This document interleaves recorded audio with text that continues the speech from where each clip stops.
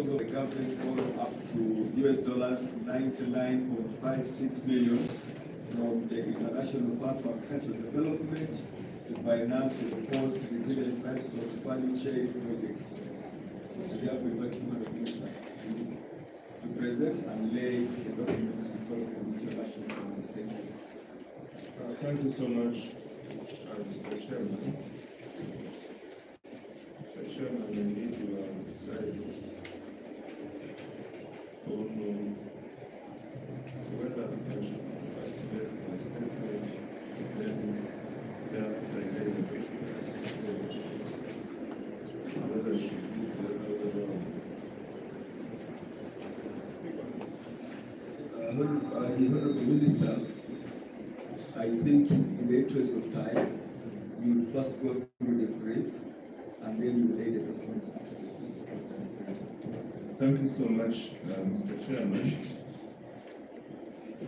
Mr. Chairman, yesterday in the House, I raised a proposal to borrow up to US dollars 99.46 million from the International Fund for Agricultural Development to finance the proposed resilience livestock value chain project, and the subsequent to that, today I am here to formally lay the same proposal to the committee for your consideration. Mr. Chairman, I want to thank you for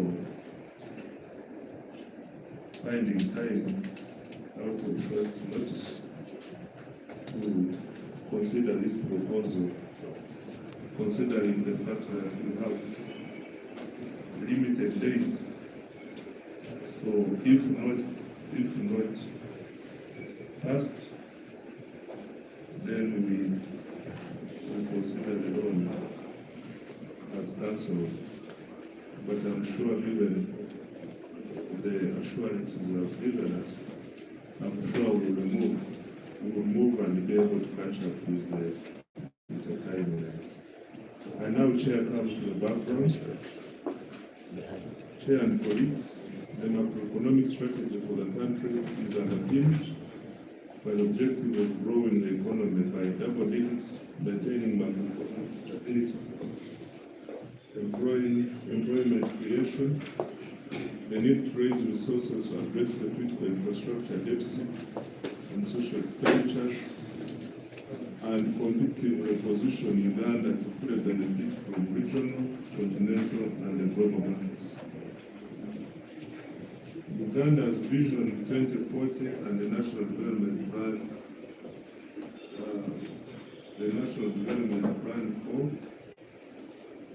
Strategy and the NRM Manifesto 2021-2026 recognizes agriculture as being the central to the country's economic growth. NDP 3 and 4, which aim to increase household incomes and improve quality of life of Ugandans, presents the agro-industrialization program as one of the key programs to deliver this goal. The agriculture sector contributed 24.7% in financial year 23-24 of the national GDP and continues to employ approximately 70% of Uganda's population directly and indirectly. In absolute terms, the contribution of agriculture's total GDP increased from 35,360 billion in financial year 2020-2021 to Uganda shillings 50,010 billion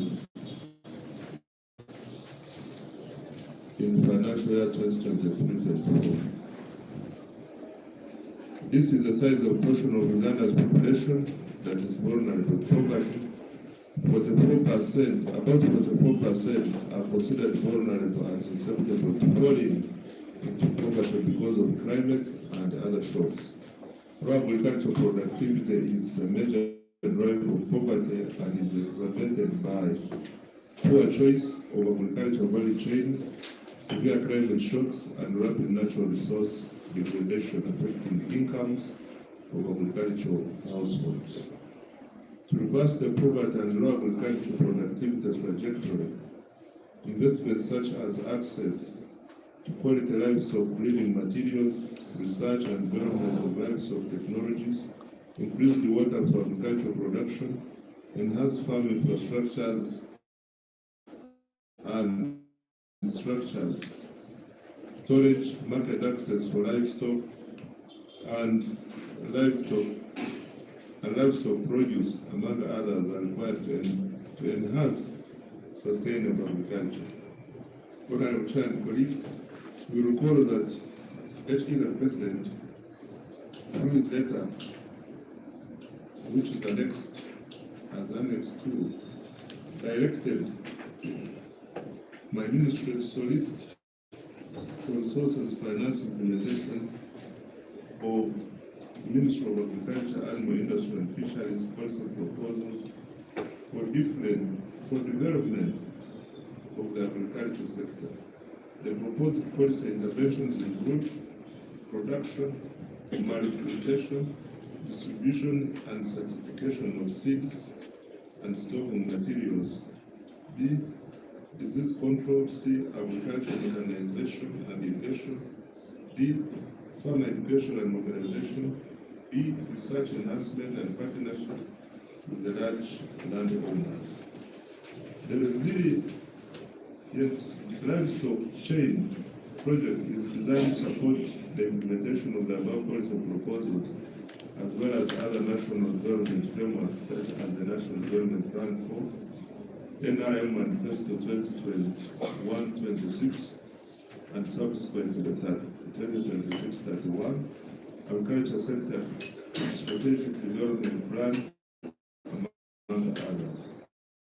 Related, MAIF developed the agricultural value chain development strategy, which clearly gives an insight of the interventions and investments that need to be undertaken both on small and large scale to unlock the bottlenecks in the various agricultural value chains.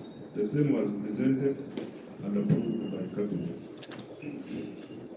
The proposed resilient livestock value chain project is therefore aligned to His Excellency the President's directive and the value chain development strategy, and will support investments in areas that will unlock bottlenecks across the various stages of the livestock value chain, including post-harvest handling, storage, agro-processing, and value addition.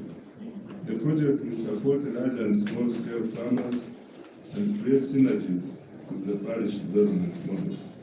The proposed project will augment the ongoing investments within the agriculture sector and will create synergies with the ongoing projects in the sector. What are the objectives of this brief?